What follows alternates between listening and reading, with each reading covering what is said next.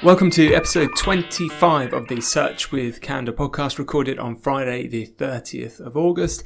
You are back with me now, Mark Williams-Cook, after a 4-week break. I hope Ayush Kumar looked after you with some of the Search Knowledge recordings. And I've missed loads in a month, apparently. So I kept up to date, despite having baby duties with the search world. And I missed doing this because when I started actually doing this podcast, someone said to me, hey, you know, are you going to actually have enough to talk about on a weekly basis? And I found it's the opposite problem where I have to pick and choose what we want to squeeze into the 20 and 30 minutes we've got. And loads happened while I was away. There was more indexing bugs with Google, which I love talking about when Google messes up. And I've come back to this 25th episode now, and I've got Rob with me again. Hello. So Rob, our in-house PPC expert, and much to my delight, Rob kind of sat down with me and just gave us a whole list of things he wants to talk about today with PPC. Because again, in the PPC world, there's been loads of updates as well. So we're going to be talking about those updates, from Google sunsetting some average position metrics to new maximizing of conversion values in Google Ads. And there's a couple of other bits I just want to go through as well.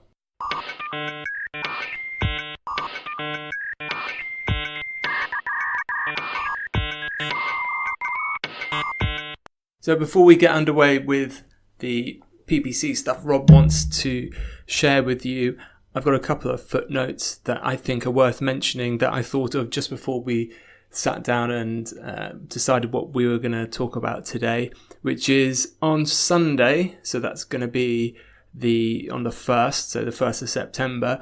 Just a reminder, we did speak about it before, but Sunday, the 1st of September, is when Google is making the change for how they handle robots.txt. Specifically, no index commands in robots.txt will stop working.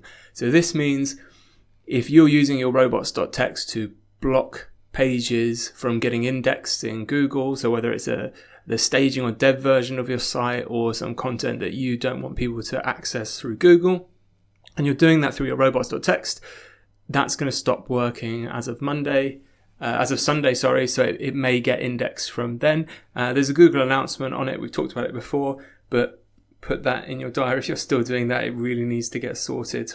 So it actually stop working actually by the time this podcast is broadcast on Monday. And the other thing I wanted to mention was, so I can put you into Google Ads mode here, Rob, which was this morning when I was putting the notes together for this show.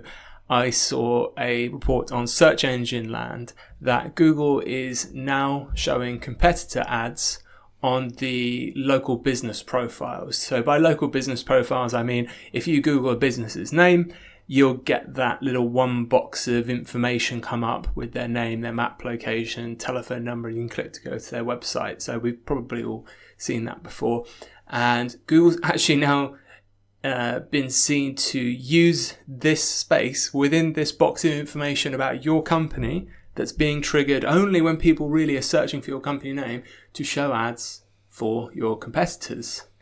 I don't think you'd seen a live one of these, had you yet, Rob? No, I think it's a bit cheeky. I think it's a step too far, but there you go. They've gone too far, finally. This was the straw that broke the camel's back, right?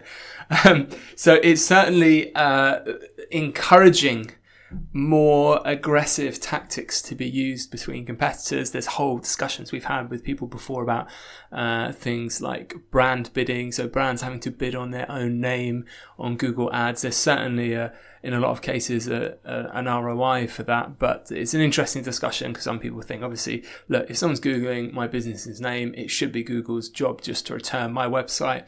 Obviously, it's great for Google when brands are competing on their, or paying for their own name and competing for their own brand traffic.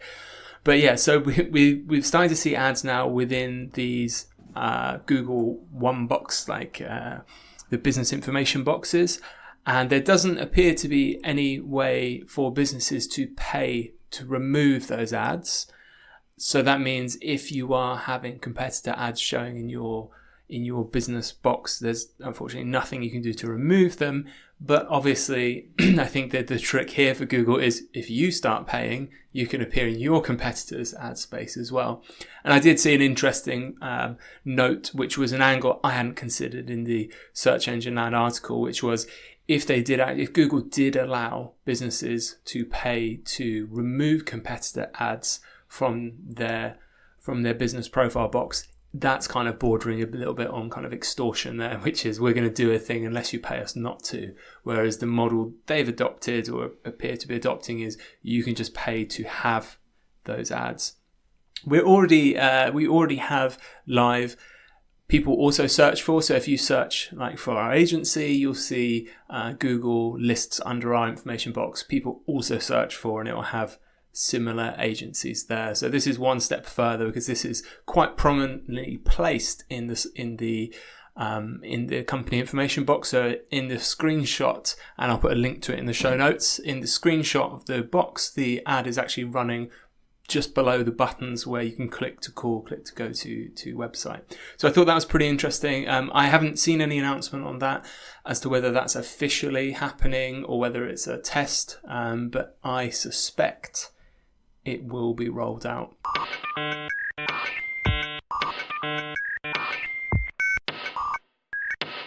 I'm going to just kind of hand over the torch to you here. So I see from Rob's notes, he's got Google sunsetting average position metric on the 29th of September.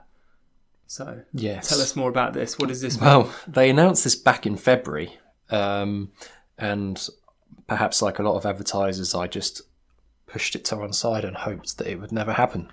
I'm genuinely very buried your head in the sand is what you meant. I'm so sad. That metric has been with me since I first started pay-per-click, and it served me so well because it's a really basic, simple metric. It tells you what your average position is. So anyway, they're getting rid of it. And for some time now, they've replaced that metric with two main metrics. I've actually introduced a few, but the two main ones that they are aiming to replace average position with are impression top percentage and impression absolute top percentage. Those ones don't seem quite as clear to me what they are. Neither in name nor in function, no. So just to explain, impression top percentage is the percentage of time in which your ads appeared somewhere above the organic search results in the paid section. Gotcha. Absolute top percentage is the percentage of time that your ads showed in the absolute top position of the search results. So that just means number one. Number one or somewhere at the top. And Google has said that these two metrics provide much more clarity over ad position. That's their opinion. Perhaps in the future it will do. I don't know. I guess by splitting it out like that could make some case, because with averages, that thing of Bill Gates walks into a football stadium of people and the average wealth of everyone goes up by $1 million. So I guess the average position, if they're separating absolute top, could be some cases where it's possibly clearer. Yeah. I mean, just to be very, very clear, that these new metrics that they've introduced are very different. They work very differently to average position, and to be honest, I'm still trying to get to grips with how that's going to influence things moving forward. So while the average position metric is still active, I've been comparing the two new metrics with average position, and I have to say there's not much of a pattern. I've seen instances where I've been running campaigns for a long time that I know consistently generate a number one ad position, through looking at the average position metric and by testing it and seeing it's always at number one. And yet when I look at these new metrics, they sometimes hit the 60% to 70% mark. So Google's saying, well, they're only in the top position 60 or 70% of the time.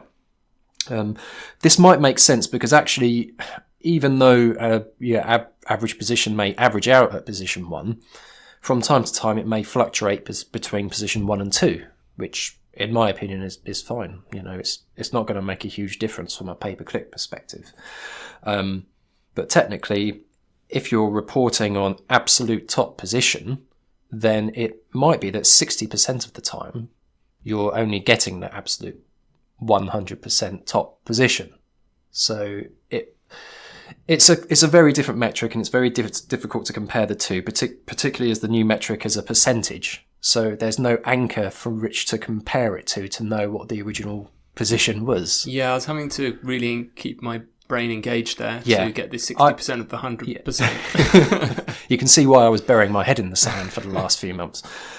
So anyway, change happens. Change is good a lot of the time. So I've just been trying to embrace it and just stepping back a bit. I've recently been trialing a split test for one of my accounts using the target impression share automated bidding strategy. And I was running this, funny enough, for a brand campaign. And this is a brand campaign which consistently generates an average position of 1. So it's bidding on the client's own brand name. And because it's the client's own brand name, I don't really want to invest a huge amount of money. So I tend to have it as a manual campaign. And I tend to set it to a really low cost per click. So I thought it'd be interesting to do a target impression share strategy where I told Google to aim for a 100% absolute top impression share. And I thought I'll trust in Google and I'll let it do what it wants to achieve that. And at the end of the test, what Google effectively did was triple the cost per click for this campaign and generate the same volume of clicks and the same average position. Yet I got a slightly higher top absolute impression share metric out of it. But actually, I guess my question is, so what? So I've got a higher absolute top impression share, but how does that translate to actual clicks? How does it translate to actual impressions? And how does it translate to conversions? So this tripled, did you say? Yeah, Sorry, tripled the cost per click for the same average position. Yet it influenced this new metric, but actually the actual output, the output that I'm only ever interested in pay-per-click, is the traffic and the sales and the profit. So traffic and sales stayed the same, profit went down because the cost per click went up, and the conversion rate stayed the same. So I guess the main takeaway that I would like to get out of this and to put across to anyone listening is that these new metrics are going to be very much at the top of Google's teaching when it comes to optimizing for traffic, and they're very much of the opinion now that impression share is a really important metric, and it sounds really important because it's the percentage of time that your ads are showing in comparison to competitors. So advertisers are going to want to see a 100%. They're going to want their adverts to be at the number one position 100% of the time. Yeah, it's an easy sell. It is a really easy sell, but it doesn't actually mean anything of substance when profit, sales, leads, cost per lead, whatever KPIs are important to you are on the line. So I think it's just, as with all things, it's just another metric to look at, to consider, but by no means should you be over-optimizing for these two new metrics. As with average position was never a metric that I would actually optimize for. I would always look at profit, look at my results, and look at the average position to see whether there was room to either reduce the bid or to increase the bid. So this really reinforces the case that you need that understanding and that tracking set up on your site or on your app or wherever, and that's because they're the closest thing to your business objectives, and that's what you need to be optimizing for, not the metrics you're getting directly from Google Ads. Yeah. What I'd really like is for them to keep average position on there and also keep those two new metrics. Why not have both? Well, we can try. Google, can you please keep average position? Thanks, from Rob and Mark. We'll see if that works. That will work. We'll take I'm credit confident. for it. Just to jump in, actually, despite what a lot of pay-per-click managers will have you believe, Google Ads does actually have an algorithm of its own, and it's constantly changing. And over the years of managing pay-per-click accounts, there have been really subtle background changes that have completely impacted the performance of a pay-per-click account. So what used to work would suddenly stop working. What never worked before would suddenly work really effectively. And because of that, sometimes entire pay-per-click accounts need restructuring in order to handle those changes. And it's possible that these two new metrics may in fact reflect another change that's happening to the base algorithm, if you like, of Google Ads. Interesting theory.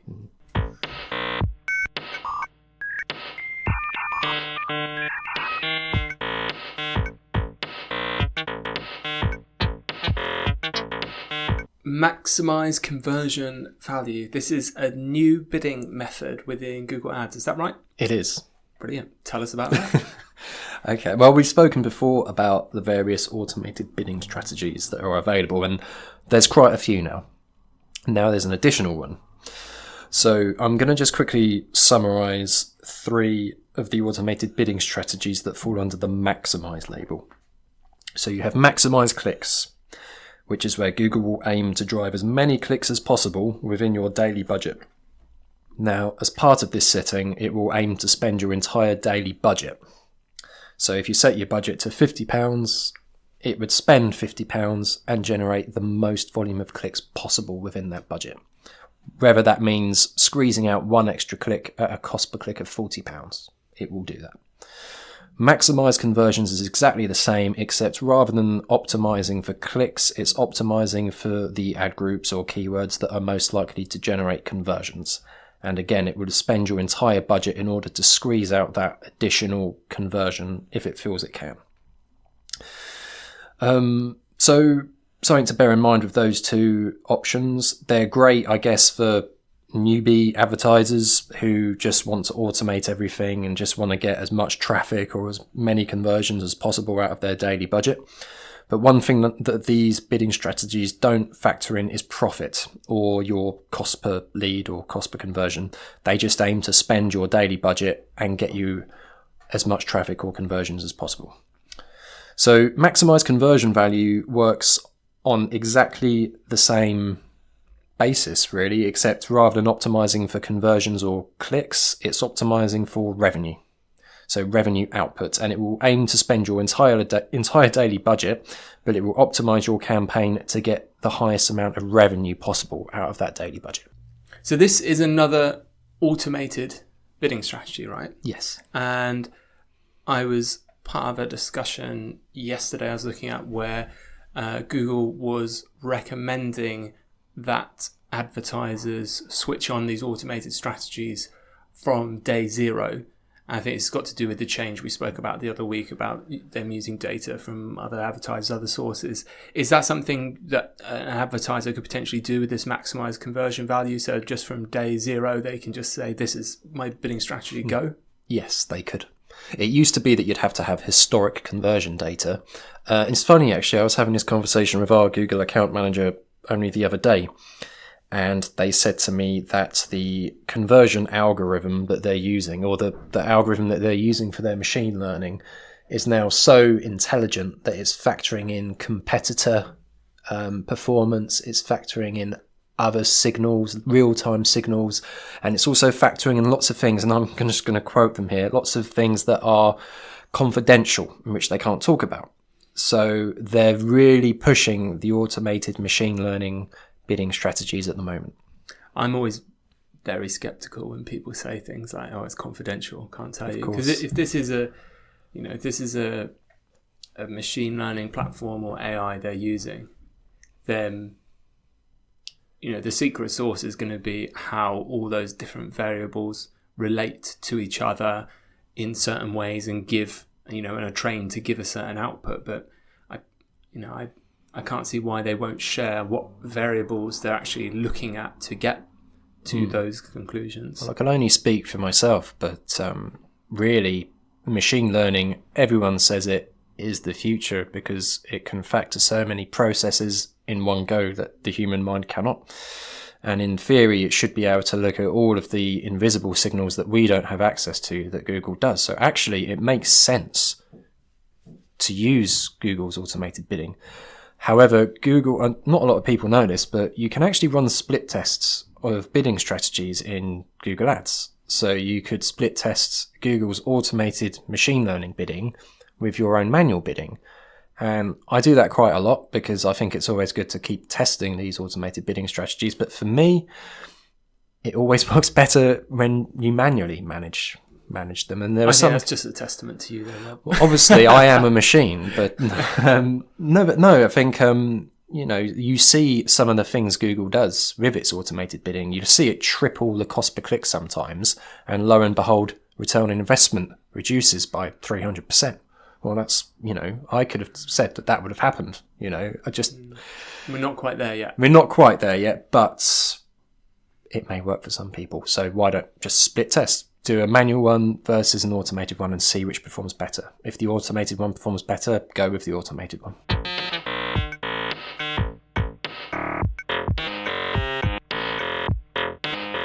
Another new update that we've just found out about is Google have introduced a new audience targeting method, which targets the back to school audience. So if there are any retailers that work in the children's fashion sector, for example, school clothes, stationery. Something for tractors. Yes, exactly. You can target these people on the display network or the search network, regardless of whether they're actively searching for back to school items or not.